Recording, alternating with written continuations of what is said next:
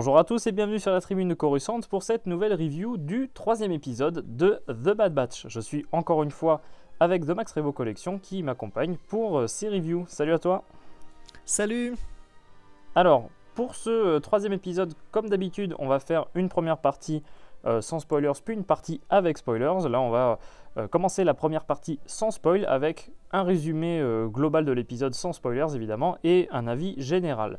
Donc pour ce qui est de cet épisode, il se nomme donc Replacements, donc remplacement on va dire en français. Et le synopsis qu'on a pour l'instant c'était la Bad Batch se retrouve coincée sur une lune désolée. Voilà, c'est tout ce qu'on avait hein, comme synopsis. Et du Effectivement, coup, nous aussi on est désolé de cet épisode. Attends, les choses dans l'ordre. Donc, bah justement, tiens, vu que t'en parles, vas-y, je te laisse commencer. Qu'est-ce que t'as pensé justement de ce troisième épisode de The Bad Batch ? Disons que il est vraiment intéressant sur certains points et totalement oubliable sur d'autres. Il y a vraiment deux intrigues dans cet épisode. Une partie très convenue et où il se passe somme toute pas grand chose finalement, comme le résume très bien le Disney Plus dans son synopsis. Et après il y a une deuxième partie plus intéressante, les deux s'enchevêtrent, qui va développer alors celui qui potentiellement peut devenir le méchant de la saison, mais qui est beaucoup plus intéressant dans son traitement au niveau du personnage et aussi au niveau contexte qui avait jamais été abordé jusqu'à présent et qui là est une partie assez intéressante. Donc inégal pour ça. Et après aussi l'un des reproches c'est que visuellement je suis assez déçu par l'épisode, notamment parce que aussi en le revoyant je me rends compte qu'il y a énormément de scènes qui se passent de nuit, dans l'obscurité, tout ça. Donc c'est dommage d'avoir des dessins animés qui techniquement tiennent vraiment la route et qui sont capables de très belles scènes. Et là, on assiste à un épisode quasiment entièrement de nuit. Donc sincèrement, c'est dommage. On n'en prend pas plein les mirettes malgré le fait que techniquement ils sont capables d'envoyer du lourd. Donc voilà, pas spécialement intéressant ou somme toute inégal et en deçà aussi sur le plan visuel des précédents. Surtout qu'en plus, je me faisais la réflexion pendant que tu étais en train de dire ça. Il y a des épisodes dans The Clone Wars qui sont très sombres, par exemple, dans leur environnement. Je pense par exemple à l'arc Umbara. Mais dans cet arc-là, ils ont réussi, si tu veux, à faire des ambiances de lumière assez particulières qui subliment un peu, je veux dire, les décors, les personnages dans ces ambiances très sombres. Mais c'est vrai que pour enchaîner justement sur ce que tu as dit, dans cet épisode-là, c'est pas des ambiances qui sont vraiment saisissantes, quoi. C'est pas faux. Je te rejoins sur le fait qu'il y a vraiment deux parties dans cet épisode-là. Et le problème, c'est qu'il y a une partie qui est intéressante et l'autre qui ne l'est pas. Alors, ce qui est drôle, c'est que la partie qui est décrite dans le synopsis, oui, c'est celle dont on se fout, quoi. Voilà, clairement, je veux dire, cette partie-là de l'intrigue, j'avais juste envie que ça revienne à l'autre, en fait. Oui, c'est ça. Parce que du coup, le truc, c'est que on avait parlé, alors aussi bien dans nos reviews que le débrief qu'on fait sur Twitch avec les membres du Discord, on s'était dit qu'il y avait beaucoup de trucs qui ressemblaient à Mandalorian, par exemple, au niveau des épisodes, au niveau des histoires. Et là, pour le coup, il y a l'intrigue principale, si je puis dire, parce qu'on s'en fout, mais disons qu'on nous l'a servi déjà 2 fois dans Mandalorian. C'est ça, non mais moi je m'attendais à voir les Krykna, hein. Enfin comment ça s'appelle les araignées, oui c'est ça. Ça ressemble, alors je dis pas que c'est exactement pareil, mais il y a un ressort scénaristique en gros qui est similaire à ce qu'on a vu dans le chapitre 2 de The Mandalorian et dans le chapitre 10 du coup, c'est ça, parce que c'est le second épisode de la saison 2. Enfin voilà, cette partie-là était vraiment, alors pas non plus inintéressante, mais vraiment pas captivante, quoi, loin de là. Et par contre, le truc, c'est que la seconde partie, comme je disais, j'avais juste envie, en fait, à chaque fois qu'on voyait ça, je fais « Ah non, allez, revenez là-bas, quoi. » Ça m'intéresse. Cette partie-là était vraiment très très bien. Et comme tu dis, voilà, on essaye d'installer un méchant ou deux, hein, d'ailleurs, de la saison, puisque on apprend un peu plus de détails sur un personnage qui est un antagoniste. Donc vraiment, c'est un épisode où tu vois, je me dis, c'est quand même dommage parce qu'il y a vraiment il y a une dichotomie énorme en fait entre les scènes. Tu sais, ça me fait penser comment dire? Tu sais, ça me fait limite penser à l'épisode 2, l'attaque des clones, avec à chaque fois qu'on fait des retours sur Naboo, tu vois, alors c'est sympa, tu vois, mais t'as un peu envie que le scénario, tu vois, avance. Et moi j'ai envie de savoir ce qui se passe avec Obi-Wan pendant ce temps-là, tu vois. Enfin, après voilà, je saurais pas dire si j'ai bien aimé ou pas en fait à cause de ça. Parce que du coup le truc c'est que en soi j'ai beaucoup aimé la bonne partie quoi, et la mauvaise entre guillemets partie, sans dire qu'elle m'a gonflé, disons que ça m'a pas emballé quoi.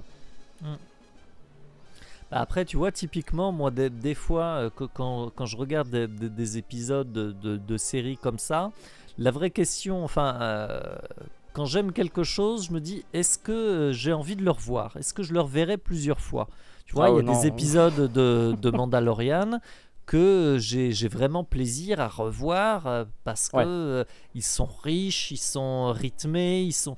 Là, clairement, bon, c'est le genre d'épisode que... lorsque je me repasserai dans quelques temps The Bad Batch, je zapperai l'épisode quoi. ou alors ne regarder que certaines séquences et en accélérer d'autres. Pour le coup, pour ce qu'on installe dans la seconde intrigue de l'épisode, c'est très intéressant et je pense que ça peut donner de très, très bonnes choses pour la suite, honnêtement en plus. Mais tu vois, quand on va bientôt passer dans la partie avec spoiler, mais oui, parce que là, clairement... on est sur une seconde intrigue qui est vraiment intéressante, qui aurait pu, à mon sens, remplir peut-être un épisode avec un traitement plus approfondi, remplir un épisode entier, sans que pour autant la présence de la Bad Batch soit utile. Ça peut être pas mal. Je sais qu'il y a des fois certaines séries qui gèrent comme ça les épisodes avec grosso modo t'as le fil rouge et de temps en temps t'as un épisode qui va faire un focus sur je sais pas le point de vue un peu des antagonistes ou le point de vue de tel personnage secondaire qui te permettra de découvrir l'histoire et la série autrement. Ouais. Tu me fais penser à saison 3 Doctor Who Blink. Oui, voilà un épisode centré sur autre chose sans que sans que pour autant ça soit pas au contraire inintéressant. Je sais qu'il y avait il y a plusieurs séries qui ont des traitements comme ça, des fois sur vraiment te mettre le focus sur un perso secondaire et qui sont vachement intéressantes. Là là, franchement, la partie, celle qui est présentée finalement comme l'arc central, c'est lui que je trouve qui est du remplissage en fait. Donc je pense qu'on va passer en partie spoil, parce que sinon on va pas pouvoir dire grand chose de plus, et le Lothcat est d'accord, donc on va y aller. Donc à partir de maintenant, on va passer en partie spoilers, donc là, soit vous avez déjà vu l'épisode, soit vous n'avez pas grand chose à faire d'être spoilé. Attention, on va parler de l'intrigue en détail. Donc, en gros, si tu veux résumer cet épisode-là, la Bad Batch se paume dans une lune paumée. Voilà. Et en parallèle, on a une intrigue avec Crosshair, qui est justement l'intrigue qu'on a trouvée bien plus intéressante que l'intrigue principale, on va dire, puisque c'est celle qui est quand même mise en avant par le synopsis. Si on revient rapidement sur l'histoire de cet épisode, en vrai, il n'y a pas forcément grand-chose à raconter du côté de la Bad Batch, puisque clairement on pourrait résumer ça dans le style il s'écrase sur une lune. C'est pitch black. Ouais, c'est pas faux. C'est vrai que ça y ressemble un peu. Et du coup, le truc, c'est que le vaisseau s'écrase. Si je me souviens bien, il leur manque des parties très rapidement. En fait, ils comprennent pas ce qui se passe. Il y a une créature qui pique les parts du vaisseau. Omega et Hunter vont aller récupérer les parties. Alors, Omega, au final, va se débrouiller toute seule pour accomplir cette mission-là. En gros, voilà, il récupère les parties du vaisseau, il les ramène, et puis bon, voilà, quoi, tout est réglé de ce côté, et c'est vraiment un truc assez bateau. Et par contre, le truc, c'est que l'intrigue en parallèle est vraiment très intéressante, puisque là, ça se passe sur Kamino, ça se passe avec Crosshair, avec la nouvelle équipe en fait de Crosshair, qui sont des soldats avec une armure clone toute noire avec la visière verte, mais par contre, on apprend que ce ne sont pas des clones. Ce sont des conscrits, ouais. il a recruté parmi les soldats les plus redoutables qu'il a pu trouver dans la galaxie pour constituer une sorte de seconde escouade d'élite, on va dire, un peu dans la veine de la Bad Batch, mais cette fois-ci avec des conscrits, comme tu l'as dit.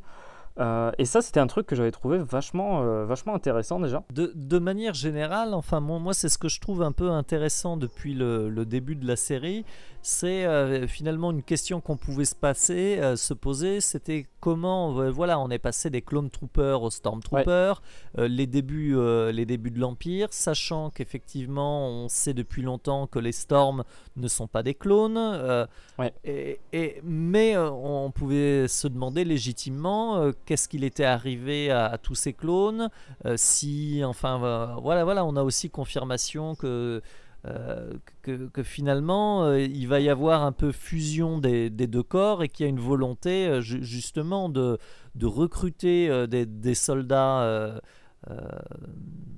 humains et de les mélanger avec les clones, et donc avec c'est vrai que, comme but ultime quand même de les remplacer. De les remplacer, et ça c'est vrai que pour le coup c'est une thématique qui est développée là depuis 3 épisodes assez en filigrane de tout ce qui se passe, et là je trouve que c'est la première fois qu'ils la mettent autant en avant cette partie. C'est ça, parce que dans le premier épisode c'était quand même un peu abordé, et ça rendait le truc très intéressant, avec par exemple la volonté de Tarkin de ne pas poursuivre la production de clones, en fait, d'arrêter la production et de remplacer les clones par des troupes recrutées par l'Empire directement, ce qui leur permettrait d'avoir une armée pour moins cher, d'avoir beaucoup plus de soldats à disposition et qui pourraient mettre en garnison partout dans la galaxie, puisque maintenant l'armée impériale, c'est plus l'armée de clones en fait, hein, c'est pas une armée qui va servir pour une guerre, mais qui va servir à occuper. Donc c'est ça qui est assez intéressant, j'avais trouvé dans cet épisode-là. Et on découvre du coup un nouveau personnage aussi, c'est Rampart, c'est le vice-amiral, c'est ça qu'on avait réussi à trouver quand même. Oui, effectivement, parce que Tarkin souligne que c'est lui qui est en charge de la fameuse campagne qu'on voyait dans l'épisode précédent, et donc c'est ce qu'on s'était dit, hein, ils avaient introduit de façon un peu subrepticement le personnage, et là donc il a sa vraie introduction, donc voilà pourquoi il aura une figurine Black Series. Et on se rend compte justement que ces nouveaux membres qu'ils ont recrutés sont des humains, et que Crosshair va devoir les diriger. Et d'emblée, il y a un gros souci. Il y a une grosse friction en fait entre ces recrues-là, surtout un en particulier, c'est un homme qui fait partie de cette escouade-là, qui rentre tout de suite en conflit avec Crosshair. Et cette escouade-là, ce qui va se passer, c'est qu'elle va être envoyée en mission par Tarkin pour finir en fait ce que la Bad Batch n'a pas fait dans le premier épisode, pour attaquer directement le groupe de Saw Gerrera. Et ça, j'ai trouvé que c'était assez sympa justement de pas laisser ce truc en suspens, tu vois. Parce que tu te dis, Tarkin a voulu éliminer ce groupe-là, il va pas s'arrêter à genre la Bad Batch a pas réussi, tant pis. Enfin, voilà, tu vois, il y a une poursuite quand même dans cette mission-là. Et le truc qui se passe, c'est que au début, on te présente. Alors le blond là, en fait, c'est ça. Hein, je vais complètement oublier son nom. Je sais pas si on le dit dans l'épisode, mais en gros le mec blond là qui s'oppose à Crosshair, tu te dis c'est qui ce mec au tout début. Hein, tu sais, je trouve que tu as un a priori assez négatif sur lui. De toute façon, très rapidement, il t'est présenté comme le type hautain, enfin un peu raciste, enfin qui a un a priori sur les clones, qui les considère comme des sous-hommes, grosso modo, exécuter les ordres, et qui d'emblée défie l'autorité de Crosshair et n'a que de l'antipathie et du dédain pour lui. Donc c'est ça. C'est vraiment le type pas sympa, quoi.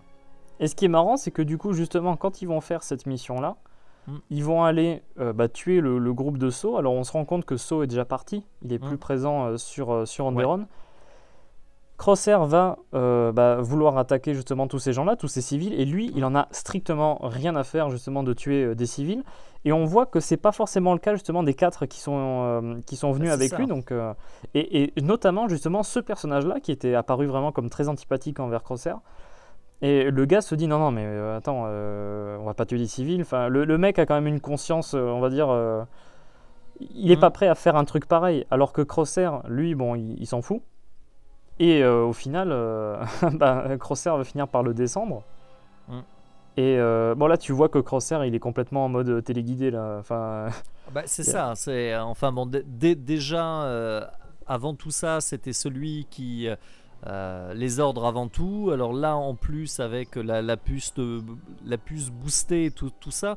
Alors, tu te demandes justement à quel point il est lobotomisé ou à quel point aussi c'est lui qui avait ça en lui, d'être assez extrême dans sa façon d'appliquer les ordres et de suivre.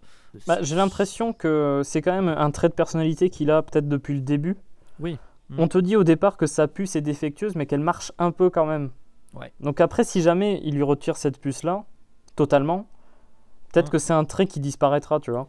À voir effectivement le choix qu'ils feront de finalement en faire une victime des événements, où il a totalement subi la puce, ou au contraire de montrer que la puce finalement c'est peut-être une excuse, mais elle ne faisait qu'amplifier des traits de son caractère, quoi. Donc ça, c'est la vraie question sur le choix scénaristique qui sera fait et finalement qui pourra conduire à une éventuelle rédemption et une réintégration après de la Bad Batch, ou au contraire en faire finalement leur némésis ultime, et celui qui les traquera sans relâche et qui voilà. Après, par contre, tu vois, ce qui est intéressant justement sur ce point-là, tu te rends compte que dans l'épisode, justement, alors une partie qui est intéressante dans l'arc Bad Batch de cet épisode-là, ils te disent clairement pour la première fois dans la série qu'au final, leur objectif, ce sera aussi de récupérer Crosshair, au bout d'un moment en tout cas. On s'en doutait, tu vois, mais là, ça a été dit, tu vois, ça a été clairement énoncé. Et donc, je pense qu'on se profile vraiment sur une saison 1 où le but, ça va être de récupérer Crosshair et de réussir justement à extraire cette puce-là pour qu'il redevienne normal, en fait. Surtout que tu as plusieurs éléments. Alors, je ne sais pas si ça va être traité, mais tu as le fait que Tech travaille de son côté. Enfin, bon, ça t'est dit en passant comme ça. Il travaille sur son détecteur de puces. Alors, est-ce que... Enfin, moi, j'y voyais peut-être aussi avec Wrecker qui... alors, est-ce que c'est une scène ou est-ce que c'est plusieurs, mais avec son mal de tête et tout, à plusieurs moments. Ça, à plusieurs moments, je me demande. Parce qu'à la fin de l'épisode, même, il en parle pas, mais il est comme ça, tu sais, avec. Alors, moi, tu vois, je me verrais bien que pour lui, enfin, même si la puce est défectueuse, que lui aussi finisse par y être soumis d'une certaine manière, et que justement le fameux détecteur de Tech va pouvoir peut-être leur permettre à Perret de l'extraire et peut-être de sauver l'un des membres en vue après de sauver Crosshair. Lui, pour le coup, il est totalement sans scrupule, et on voit que finalement aussi les trois autres conscrits finissent par eux aussi suivre. Ah ils suivent au final, ouais. Donc parce qu'il est vachement question aussi pour Tarkin, pour tout ça, de la loyauté, de la faculté d'obéir aux ordres. Donc Rampart défend effectivement le fait qu'un engagement spontané envers l'Empire, et donc bon là, est-ce qu'on va pas trop loin dans les trucs, mais il y a aussi tout ce qui est intéressant dans tout ça, c'est toujours cette réflexion de très rapidement du rejet de la démocratie, la République n'a rien fait pour moi, et on voit que finalement dans tout régime totalitaire, finalement le terreau des mécontentements, des laissés pour compte,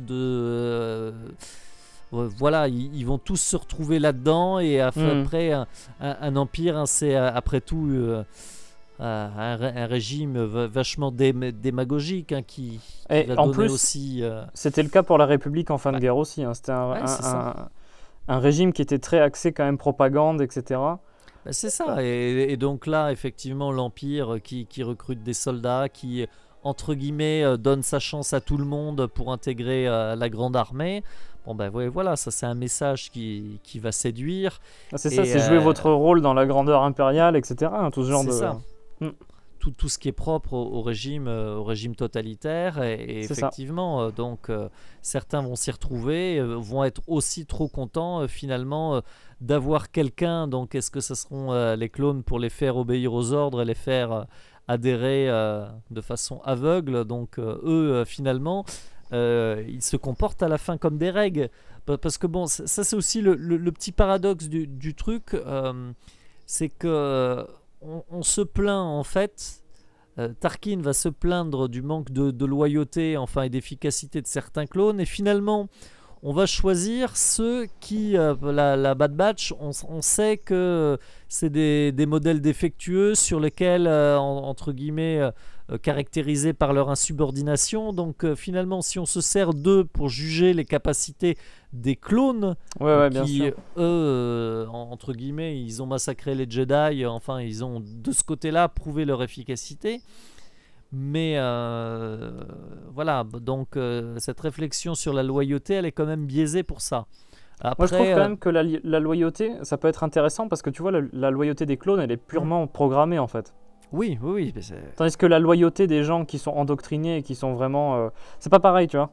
C'est une loyauté qui est issue, comment dire, provoquée par la propagande, par le régime impérial, etc. C'est ça, ouais. Mais ça reste la volonté des gens, tandis que les clones sont créés pour ça. Donc tu vois, c'est mathématique en fait.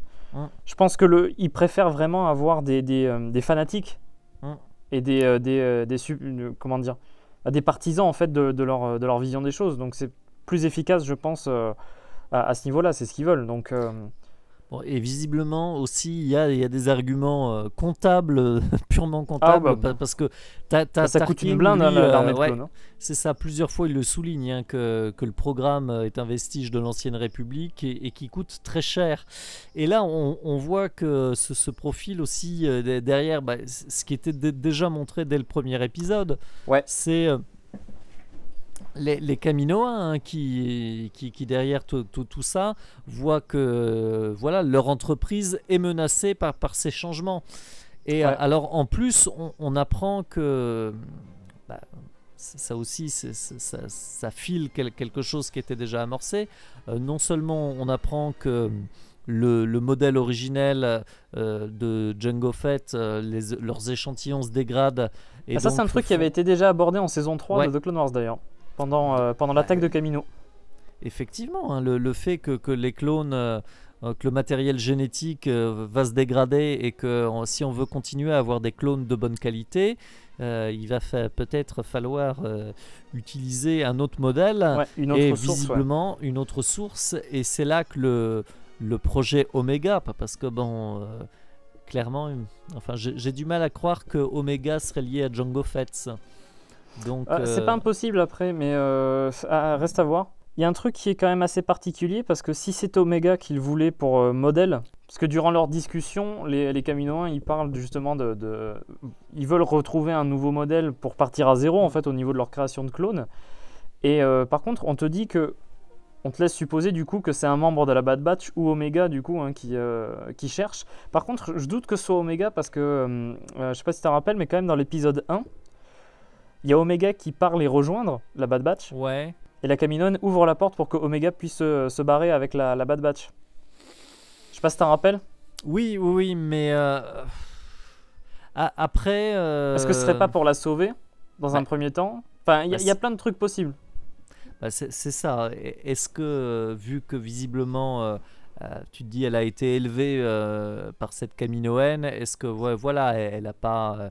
lié une affection, un sentiment d'amour un peu filial, et que voilà, elle a vu la chance pour elle de s'échapper, parce qu'entre guillemets, si c'est la nouvelle source pour des clones futurs, c'est pas une vie qu'on lui réserve, donc ça serait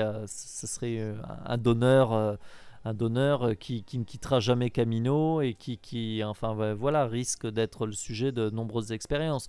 Donc peut-être qu'elle a fait ça pour lui sauver la vie, loin de toute considération pécuniaire, en se disant que voilà, c'était la survie de l'entreprise qui se jouait avec ce clone.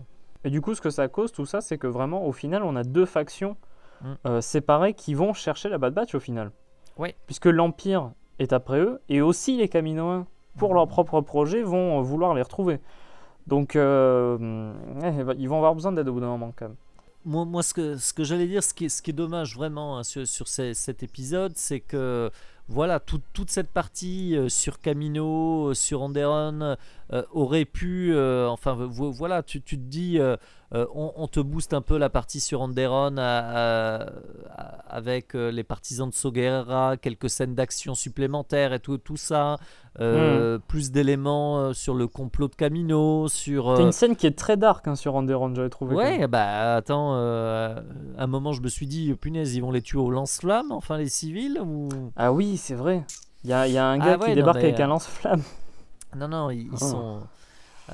ouais, et le plan est fait effectivement où l'autre fait exécuter les civils. Ouais, non, c'est vraiment... tu vois là, on retourne dans du The Clone Wars à l'ancienne. c'est ça. Avec les gens qui se suicident. Alors, voilà, t'as une partie comme ça, hyper dark, et qui te dresse un portrait, effectivement, pour le coup, de Crosshair, vachement dark, impitoyable, et où tu te dis, punaise, elle va être dure, sa rédemption, parce qu'il en aura. Enfin, c'est pas le soldat d'hiver, enfin... Oh, tu sais.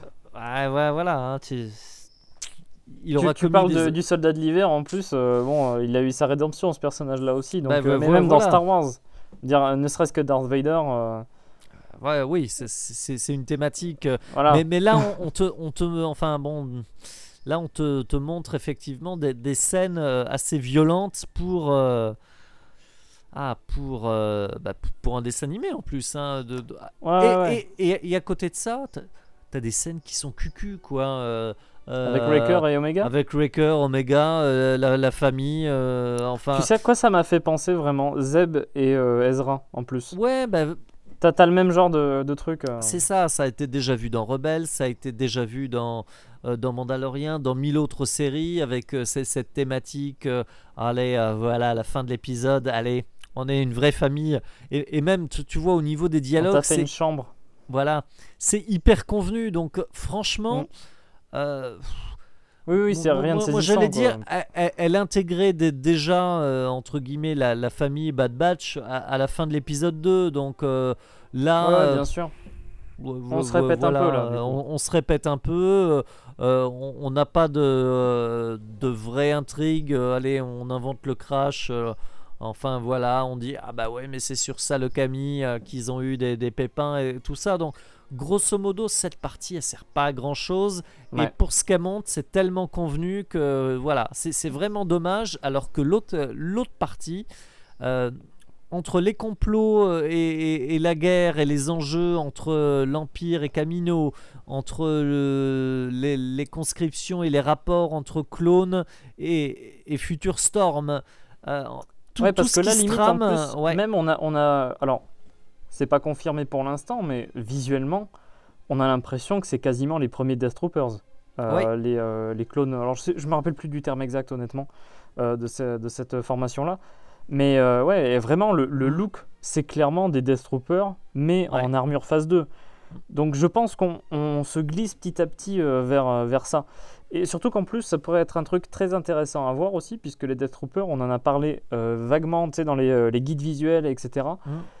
On te dit que c'est des soldats qui sont améliorés, on va dire, avec, voilà, il y en a certains, tu as l'impression que c'est semi-cyborg, enfin, des trucs assez obscurs, on ne sait pas vraiment, en fait, comment ils sont en dessous, hein. Est-ce qu'ils sont entièrement humains, est-ce qu'ils sont tellement augmentés que, enfin, on ne sait pas exactement comment c'est les Death Troopers, et ça pourrait être un moyen sympa de voir, justement, l'irruption, on va dire, de cette force-là, de Death Troopers, dans la série. Puis après aussi, moi j'ai hâte quand même qu'on passe au Storm.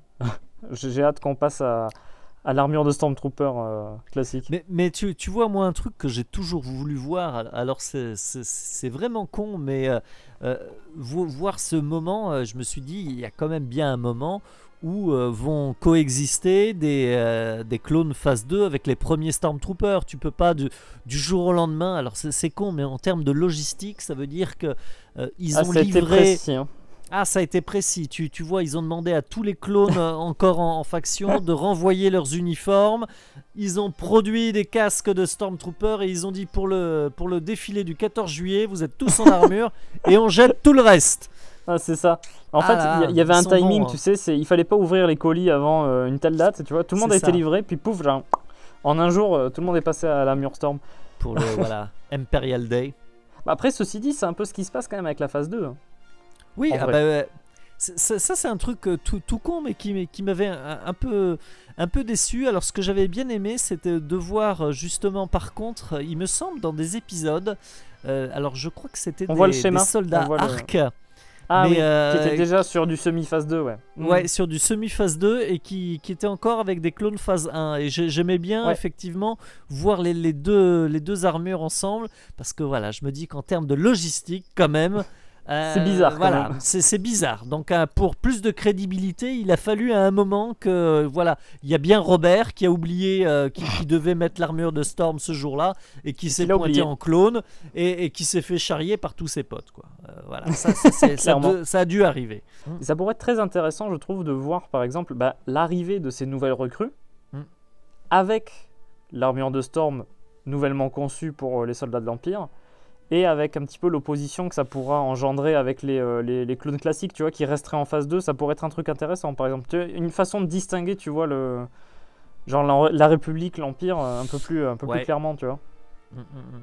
Après, un petit truc aussi qu'on avait vu dans un roman, alors il me semble que c'est Lords of the Sith, il me semble que c'est dans celui-ci, t'apprends qu'il y a un clone qui est instructeur au niveau des Storms, en fait. T'as un clone de l'ancienne armée de la République qui est une sorte d'officier instructeur avec les Stormtroopers recrutés. Donc ça pourrait être un truc intéressant, ça.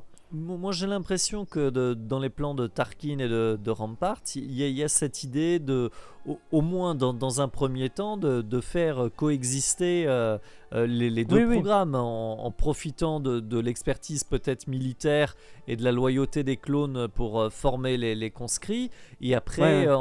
se reposer sur le fanatisme des autres qui seront entièrement dévoués au nouvel empire et totalement eux submergés par la propagande et tout ça. Mais il y a toute cette question et tout ce qui est en train de se dessiner et que j'ai envie de voir maintenant, c'est comment l'Empire va gérer le cas des Kaminoans. Est-ce que eux vont tenter de leur objectif c'est d'impressionner l'Empire, ceci dit. Ouais, mais parce qu'ils veulent créer une nouvelle souche en fait et des nouveaux clones qui vont voilà. Est-ce que là on aura les prémices des travaux mais j'ai plus que l'impression que cette partie-là sera traitée dans The Mandalorian, les premiers clones de Palpatine ou les travaux sur ça.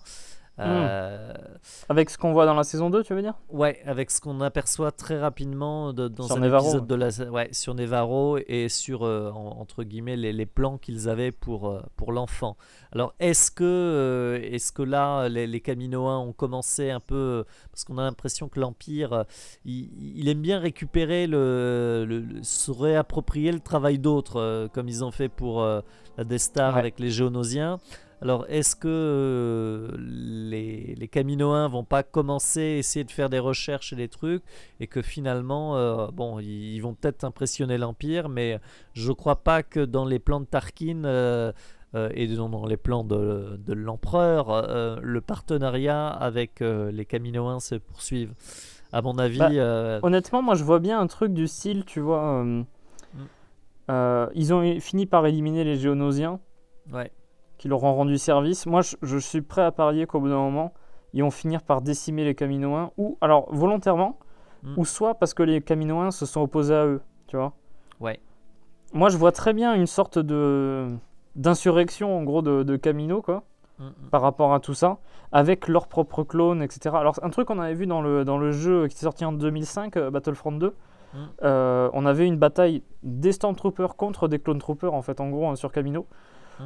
Et ça, ce serait un truc assez intéressant à voir. Et justement, si jamais ils détruisent par exemple Kamino, tu vois, ils ont plus. Ou sinon, les Kaminoans font péter tous leurs trucs et en gros, vous n'aurez pas notre technologie, tu vois, un truc comme ça. Alors, tu vois, il y a plein de trucs qui peuvent être intéressants. Mais c'est quand même un arc beaucoup plus intéressant. Ah, mais ça ouvre sur plein de trucs. Ah bah clairement. Ouais, après que la partie Ikea, dans le sens on aménage une chambre pour la gamine. Hein, on est d'accord. Franchement, Elle a là, réussi à se débrouiller toute seule contre un monstre qui fait de la lumière. c'est Bon, ça. voilà. Ouais, c'est ça. Alors que non, là c'est vraiment quelque chose d'intéressant. Alors ce qui serait pas mal, c'est que pour le coup ça il le traite parce que un des trucs que j'ai toujours trouvé dommage dans notamment dans Rebels, mais qui arrivait aussi bien plus tard, c'est que par exemple les Géonosiens qui ont quand même joué un rôle important dans la guerre, mais aussi dans l'élaboration de la Death Star, que finalement on réglait un peu hors champ leur intrigue. C'est pas faux. Ça passait donc, un peu sous silence. Ça passait sous silence. On les revoit dans un épisode de Rebels. On en apprend un peu plus sur la façon dont l'Empire a géré. On l'a appris en premier dans un comics d'ailleurs. Ouais. Le comics Darth Vader. Ouais. C'est bien d'avoir entre guillemets des moments si importants. Voilà, de le voir visuellement. Parce que bon, les comics, les romans sont toujours très intéressants, mais c'est vrai que la force de certains épisodes, c'est effectivement visuellement de découvrir ces séquences, quoi. Tu vois, moi c'est finalement pour toutes ces raisons que je suis assez partagé, parce qu'il y a vraiment voilà, toute la pseudo-intrigue du crash et tout ça est ultra convenu. On s'en fout. Ouais, non, mais soyons clairs. Ouais, ça apporte rien. Et à côté de ça, il y a toute cette partie sur Kamino, sur toutes les intrigues et tout ce contexte, hein, toujours de ce fil rouge pour le moment de naissance de l'Empire, qui est hyper intéressante et qui aurait à elle seule fait un super épisode. Après voilà, je trouvais quand même que c'était un épisode sympa, justement grâce à sa bonne partie on va dire, hein, puisque l'autre partie vraiment, comme on disait, hein, j'en ai peu grand chose à faire. Mais voilà, un peu inégal quoi. Et moi j'ai un peu... comment dire, je suis pas, tu vois, j'ai pas peur pour la suite, je pense que ça ira, tu vois, mais j'aimerais bien que ça décolle un peu plus, quoi, parce que là, pour l'instant, c'est pas forcément très dingue, on va dire. C'est sympa, mais j'attends d'en voir un peu plus, quoi, avant de vraiment me dire, tiens, c'est vraiment une série intéressante et sympathique, quoi. Alors, le premier épisode m'avait pas mal emballé, en vrai, hein, quand même. Mais, je sais pas, le 2 et le 3 retombent un peu, je trouve, dans quelques travers, tu vois, avec des histoires un peu déjà vues, et rien de bien ambitieux, et... tu vois, c'est le défaut des fois de pas mal de séries, c'est... Très bon début, très bonne fin. Oui, non, mais c'est ces séries américaines qui se sentent obligées ou contractuellement de faire 22 épisodes, et grosso modo, l'intrigue, elle est sur 10 épisodes, il y a 2-3 stand-alone super, et il y a des ventres mous avec des épisodes un peu remplissage et tout ça. Voilà, là par exemple, je sais pas, est-ce qu'il n'y avait pas moyen de faire un épisode 2 plus péchu en incluant d'ores et déjà les scènes de Crosshair ouais, parce que surtout qu'en plus ils ont fait que 16 épisodes en vrai, dans la saison, donc dans le prochain épisode, il s'infiltre sur un vaisseau de l'Empire pour faire évader un Twi'lek avec Hondo Naka et d'autres potes, dont une Twi'lek assez revêche et un Zabrak. Non. Avec un Dévaronien, ouais, un Dévaronien. Voilà, c'est ça, Dévaronien. Non, mais c'est ça. J'espère quand même que pour la suite, il y aura des idées un peu plus novatrices, quoi. Parce que c'est vrai que tu as des trucs qui se ressemblent, tu vois, d'une série à l'autre. Mais là, je trouve quand même qu'il y a 2-3 trucs où tu te dis, bon, avec un peu plus d'originalité, ce serait vraiment pas mal, quoi. Si on avait viré, encore une fois, on l'a dit au moins 5 ou 6 fois, mais si on avait viré, en fait, toute cette intrigue qui apporte peu, en fait, à l'histoire, ça aurait fait vraiment un meilleur épisode. Et je pense que j'ai pas forcément grand-chose de plus à dire dessus, quoi, au final. Donc voilà, c'est à peu près tout ce qu'on pouvait dire sur ce 3e épisode de The Bad Batch. Le prochain va sortir, du coup, vendredi prochain. N'hésitez pas dans les commentaires à dire ce que vous avez pensé justement de cet épisode. J'espère en tout cas que cette review vous a plu. C'est toujours un plaisir d'être avec toi. Donc The Max Review Collection pour ces reviews. C'est quand même assez intéressant justement d'avoir... Là, pour le coup, on est vraiment d'accord en plus sur celui-là. Il n'y a pas d'équivoque. On a eu des bilans un peu plus contrastés, je trouve, sur certains épisodes d'avant, mais celui-là, au moins, bon, on s'est un peu ennuyé à moitié, quoi. Voilà. À moitié. Gros. Alors, si ça vous a plu, n'hésitez pas à laisser un j'aime, à commenter, à partager. N'hésitez pas surtout de vous abonner à The Max Rebo Collection ainsi qu'à la Tribune de Coruscant si vous ne voulez pas rater nos prochaines vidéos. Moi, je vous dis à très bientôt pour la prochaine review et que la force soit avec vous. À très bientôt pour un épisode qui, on l'espère, sera meilleur. Voilà.